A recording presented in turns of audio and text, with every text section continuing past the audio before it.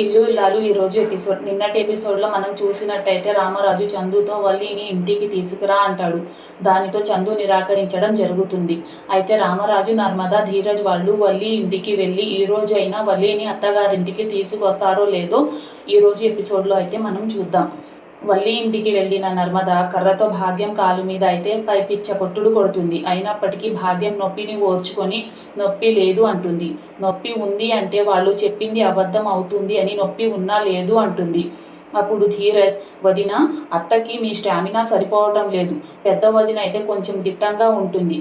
కర్ర పెద్ద వదినకి ఇవ్వండి అంటాడు. అప్పుడు వల్లి అయితే కంగారు పడుతుంది. నర్మద కర్ర ఇచ్చి తీసుకో అక్క అంటే వద్దు అంటుంది. అప్పుడు ధీరజ్, వదిన, మీ అమ్మ మీ మీద చూపించిన ప్రేమకి మీరు కూడా ప్రతిఫలం ఇవ్వాలి కదా అని తీసుకోండి వదిన అంటాడు.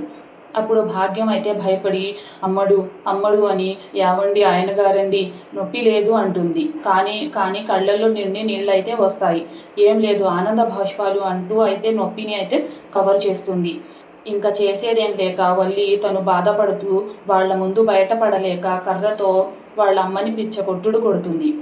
దానికి ఇంకా భాగ్యం అయితే నొప్పిని భరించలేక అమ్మో నొప్పి నొప్పి అని పైకి లేస్తుంది. అప్పుడు ధీరజ్, వెరీ గుడ్, కేరళ కులుకులు వైద్యం బాగా పనిచేస్తుంది.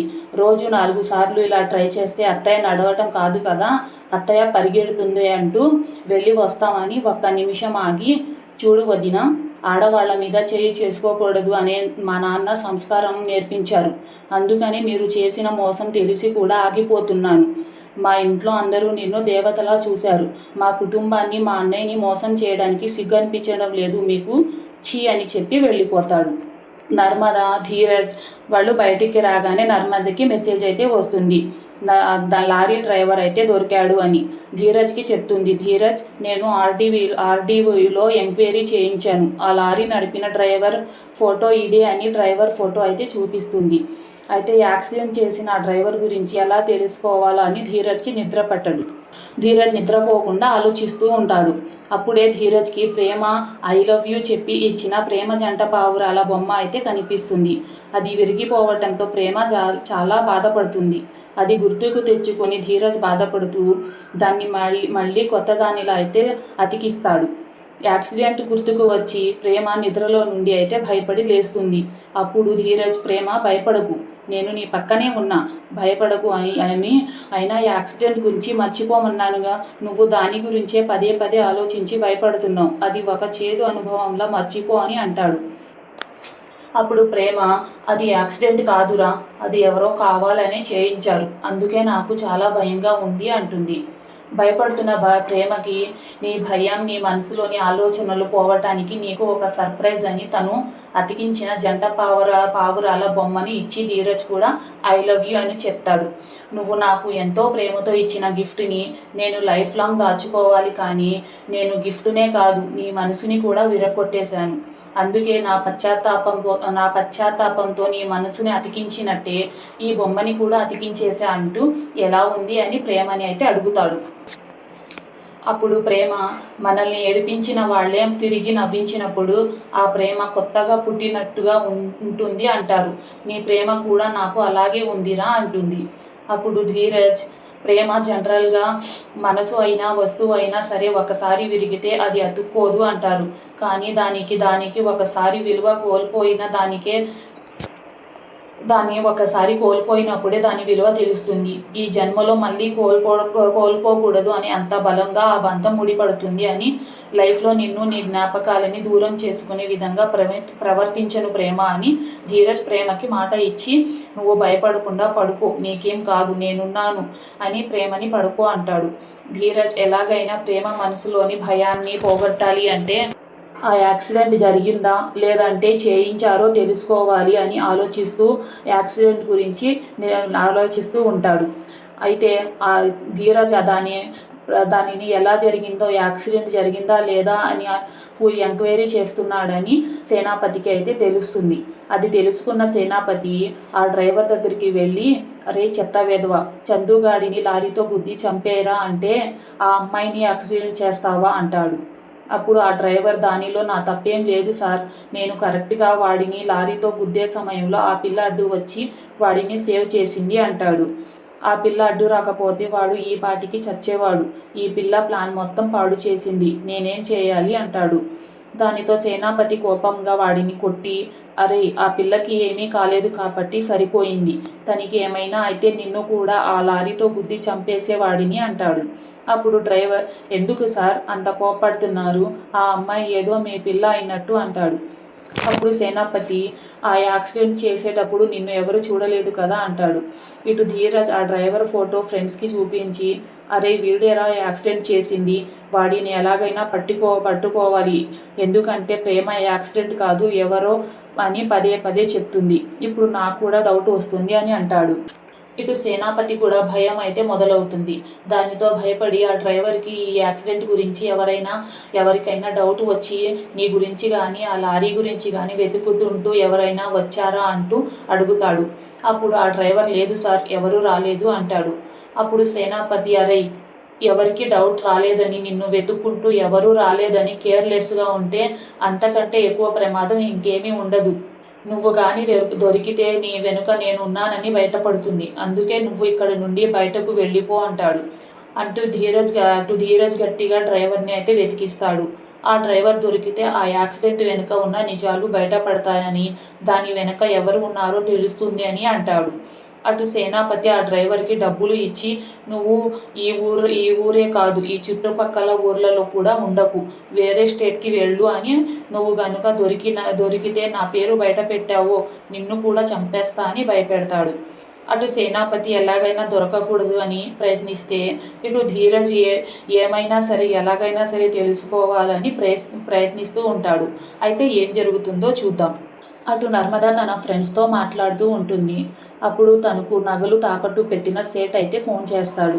నర్మద, ఏంటి సేట్ ఫోన్ చేశారు అంటే, సేట్ మీ ఆయన చూపించిన బల్బుని పొగరుని చెప్పడం కోసమే ఫోన్ చేశానమ్మా అంటాడు.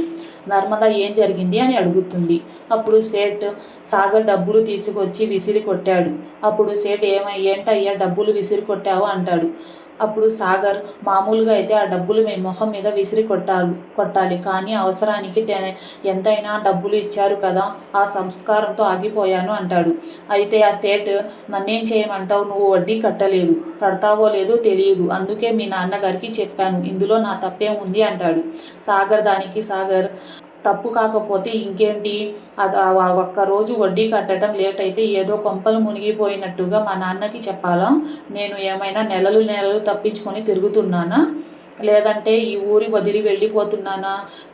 నేను నా గవర్నమెంట్ ఉద్యోగిని, ఆ మాత్రం గౌరవం లేకుండా నమ్మకం లేకుండా ఇలా చేశారు అంటే, అదే వడ్డీ కట్టలేదు అని ఏదో ప్రాణం పోయినట్టుగా నాన్న రచ్చ చేశారు కదా, అందుకే 30,000 ఇచ్చా తీసుకోండి అని అంటాడు. అప్పుడు సేట్, వడ్డీ 60,000 అయితే 30,000 ఇచ్చావేంటయ్యా అంటే, ఈ నెల కొద్దిగా ఖర్చులు ఉన్నాయి, వచ్చే నెల నుండి మొత్తం కలిపి కడతా అంటాడు. అప్పుడు సేట్, వచ్చే నెలలో కూడా ఇలాగే అంటావు అంటాడు. సాగర్, లేదండి మొత్తం కట్టేస్తా అంటాడు.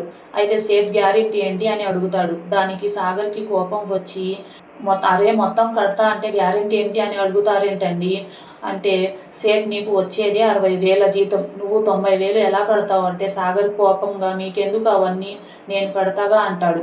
ఇంకా మీరు ఏమీ మాట్లాడకండి అని చెప్పి వెళ్ళిపోతాడు. అప్పుడు అడుగుతుంటే చెప్పకుండా ఎలాగైనా కడతా అంటావేంటి అంటే, అప్పుడు సాగర్, నా మీద నమ్మకం లేదా, కడతా అంటానుగా అంటాడు. దానికి సేట్, లేదయ్యా నాకు నీ మీద నమ్మకం లేదు, రామరాజు గారి అబ్బాయివి అని నీకు డబ్బులు ఇచ్చా అంతే తప్ప నువ్వు గవర్నమెంట్ ఉద్యోగి అని కాదు అంటాడు. ఆ మాటలు విని సాగర్ కోపంగా, సేట్ మన ఇద్దరి మధ్య మా నాన్నగారిని తీసుకురావద్దు, మా నాన్నని చూసి డబ్బులు ఇచ్చావని ఆ మాటలు నా దగ్గర చెప్పవద్దు, నేను గవర్నమెంట్ ఉద్యోగిని, మీ డబ్బులు మొత్తం నేనే ఇచ్చేస్తా అంటాడు.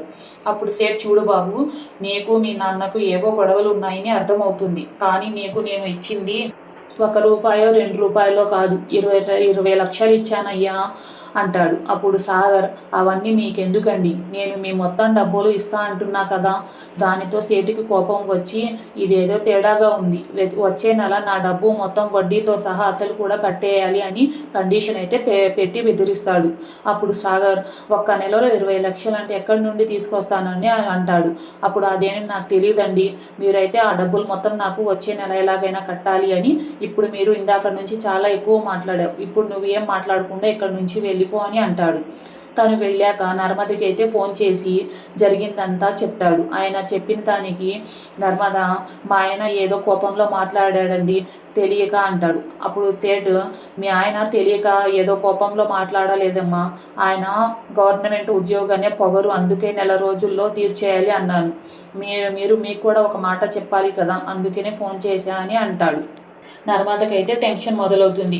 సాగర్ కోపంతో ఒక నెల వడ్డీ మొత్తం కట్టడానికి బదులుగా మొత్తం కట్టేయమని సేటుకి కోపం వచ్చి చెప్పాడు. ఇప్పుడు ఎలా కడతామా అని నర్మద అయితే టెన్షన్ పడుతూ ఉంటుంది.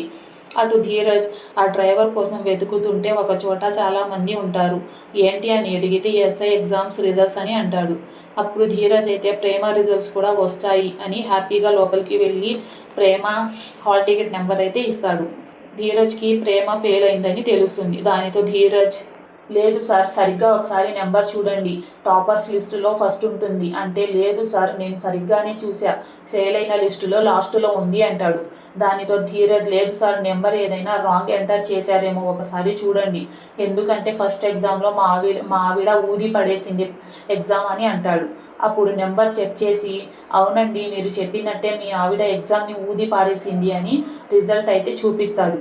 దానితో ధీరజ్ షాక్ అయ్యి మనసులో, హే పొట్టిదానా, ఎగ్జామ్ని పులిహోర చేసేసావు కదే అనుకొని వెళ్ళిపోతాడు. అయితే దానితో ఈరోజు ఎపిసోడ్ అయితే పూర్తవుతుంది. అసలే యాక్సిడెంట్ అయి బాధపడుతున్న ప్రేమకి ఎగ్జామ్లో ఫెయిల్ అయిందని తెలుసుకున్న ధీరజ్ ఈ విషయం ప్రేమకి చెప్తాడా? అటు సేటు నెలలో వడ్డీ కట్టాలని నర్మదకి చెప్పడంతో నర్మద సాగర్ల మధ్య మళ్ళీ సేటు విషయంతో గొడవలు జరుగుతాయా? రేపటి ఎపిసోడ్లో అయితే మనం చూద్దాం. రేపటి ఎపిసోడ్ కోసం మన ఛానల్ని లైక్ చేయండి, షేర్ చేయండి, సబ్స్క్రైబ్ చేయండి.